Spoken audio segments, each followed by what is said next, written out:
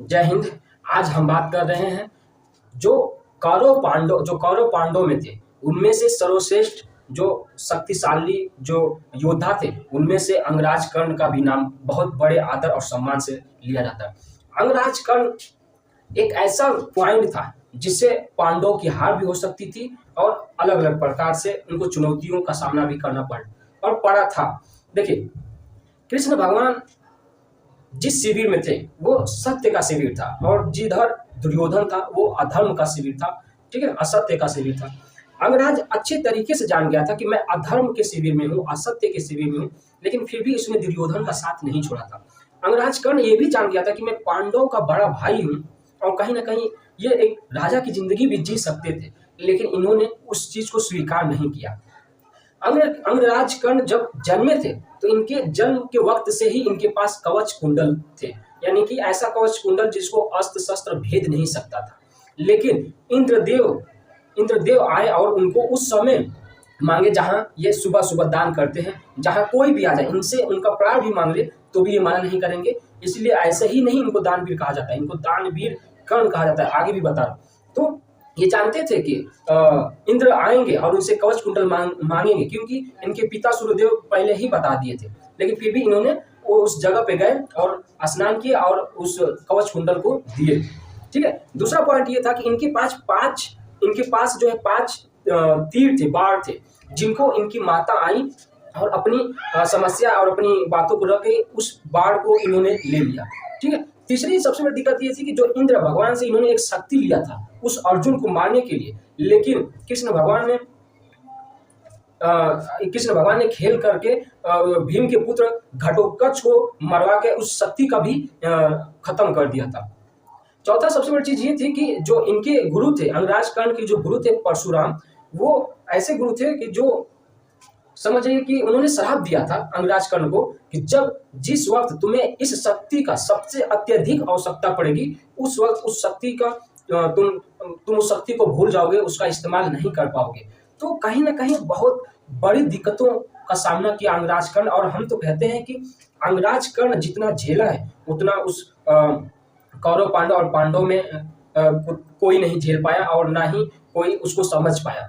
ठीक है, अंगराज कर्ण जो है अपने आप में एक बहुत घुट घुट के जिंदगी जी रहा था, क्योंकि वो जानता था कि मैं अधर्म के शिविर में भी हूं और मुझे काम भी करना है। ठीक है, देखिए, जब कृष्ण भगवान उनके यहाँ आए और कहे कि आप चलिए पांडवों के शिविर में, आपको पलकों पे बिठाया जाएगा, लेकिन वही अंगराज कर्ण कहे कि नहीं, ये संसार मुझे हमेशा विद्रोही कहने लग जाएगा, हमेशा डरपोक कहने लग जाएगा कि मैंने मौत देखी और अपने लालच के अनुसार अपने 5 पांडवों के शिविर में चले गए। लेकिन मैं, जो अंगराज कहते हैं कि मैं जो कुछ भी नहीं था जिस वक्त, उस वक्त जो दुर्योधन था वो मेरा परम मित्र था, उसने ही मुझे मेरा हाथ पकड़ा और मुझे एक सम्मान की जिंदगी दी, और मैं उसका ऋणी हूँ। और इस जन्म में तो बिल्कुल मुमकिन ही नहीं कि मैं उसका हाथ छोड़ सकूं, क्योंकि मैं उसका ऋणी हूँ और कहीं ना कहीं उसका मेरे ऊपर बहुत उपकार है। देखिए, अंगराज कर्ण जब अर्जुन से और अंगराज कर्ण से जब युद्ध हुआ करता था, तो जब अर्जुन मारते थे अंगराज कर्ण के रथ पे बाण, तो लगभग 100 किलोमीटर दूर चला जाता था, 100 कदम पीछे चला जाता था जब अर्जुन मारते थे। लेकिन वहीं जब कर्ण मारता था तो सिर्फ 5 कदम ही अर्जुन का कदम रथ पीछे जाता था। तो फिर भी कृष्ण भगवान कहते थे कि वाह वाह कर्ण वाह, धन्य वो तुम्हारी माता जिन्होंने तुमको जन्म दिया। तो अर्जुन को देखा नहीं गया, उन्होंने सवाल किया कि हे द्वारकाधीश, मैं जब मार रहा हूं तो उसका जो रथ है वो 100 कदम पीछे जा रहा है, फिर भी आप कुछ नहीं कह रहे हैं, लेकिन जब वो मार रहा है तो उसका जो मेरा जो रथ है वो 5 कदम से पीछे जा रहा है, फिर भी आप उसको वाहित कर रहे हैं, उसकी तारीफ कर रहे हैं, ऐसा क्यों? तो श्री कृष्ण जी ने कहा कि देखो, तुम ध्यान से देखो, मैं तुम्हारे रथ पे बैठा हूं, यानी तीनों लोक का मालिक मैं स्वयं तुम्हारे रथ पे बैठा हूं। ऊपर देखो, पूरी दुनिया का भार लेके स्वयं हनुमान जी तुम्हारे रथ पे बैठे हैं, और सबसे बड़ा तुम्हारा जो ये रथ है ये बहुत दिव्यास्त्रों से और बहुत ही मजबूत रथ है। लेकिन इन सब के बावजूद भी जो कर्ण है वो तुम्हारे रथ को 5 कदम दूर कर दे रहा है, तो इसमें उसकी बहुत बड़ी ताकत है। ठीक है, तो देखिए, कर्ण जो है उसको वो हारा नहीं था, हराया गया था, और अर्जुन जीते नहीं थे, जिताए गए थे। तो ऐसे बहुत से हैं, लेकिन इससे हमें ये सीखना चाहिए कि जो कर्ण है वो काफी अपने ख्वाहिशों का, अपने जीवन का एक संदेश दिया।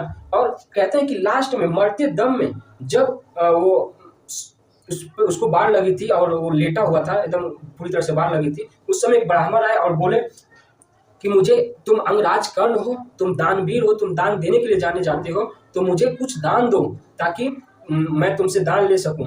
तो अंगराज कर्ण ने कहा कि देखिए महाराज, मेरे पास अभी देने के लिए तो कुछ भी नहीं है, लेकिन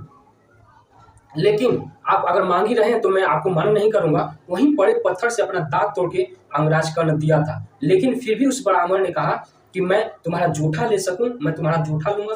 तो जो अंगराज कर्ण है कि उन्होंने कहा, हे ब्राह्मण, आप जूठा नहीं लेंगे तो मेरा वो बाण और मेरा धनुष दीजिए।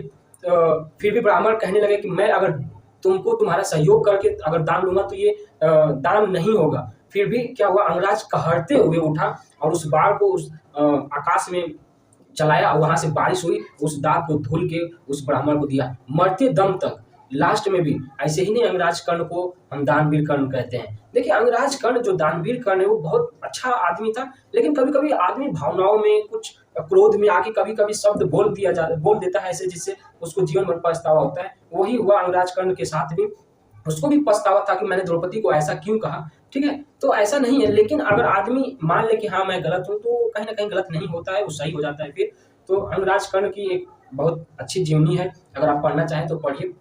आई होप आप समझे होंगे। मिलते हैं नेक्स्ट क्लास में।